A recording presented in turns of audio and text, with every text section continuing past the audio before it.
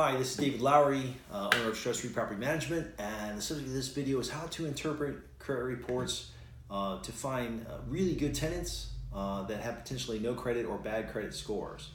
Often people screen according to credit scores, and 90% of the time that's a good idea, but about 10% of the time or less, you're going to find some good ones if you know how to look at the credit reports. So let me give you some examples.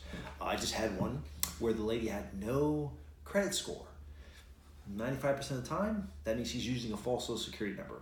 But if you look at the report, her in particular, she had 12 trade items. And what trade items are just, lines of credit, credit cards, whatever it is, that she had paid off.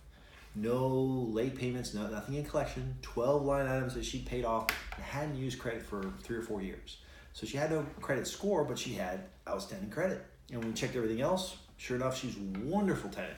So that's a neat example.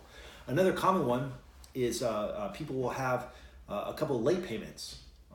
You look at the credit score, and most people don't realize that if you have 1 or 2 late payments, your score can drop 100 to 200 points right away. So if someone just had some sort of family issue or got disorganized one month and they forgot to pay a couple payments on time and they were reported late, their score plummets. But everything else on their credit report is great. I mean, nothing's in collections. There's no evictions. They have good rental history, all those other things. That's a really good tenant because, face it, we all enter periods where we procrastinate or we just forget to do stuff. So it's worth looking at the credit report and see why is it a low score. And in this case, when it's a couple late payments and everything else is good, that's a great tenant. We take it. The final example would be one where they have some items in collections. I generally say maybe 1 or 2. So it usually the price or the collection amount is like $150 to $250. Could be a cable bill or a cell phone bill, something like that, where they probably aren't aware that it's in collections.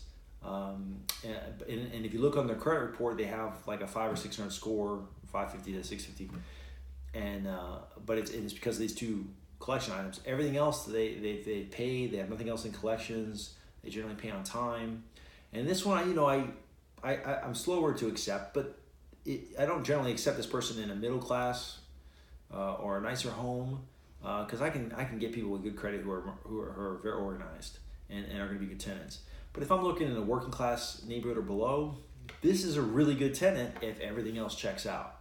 So, long story short, it's worth your time if you have enough rentals to really understand the credit report when you look at it and try to sift through them, because it only takes about 60 seconds to find that 1 in 10 that is really an excellent tenant if you just interpret what's happened. So hopefully that helps you, and please subscribe to our YouTube channel, and thank you.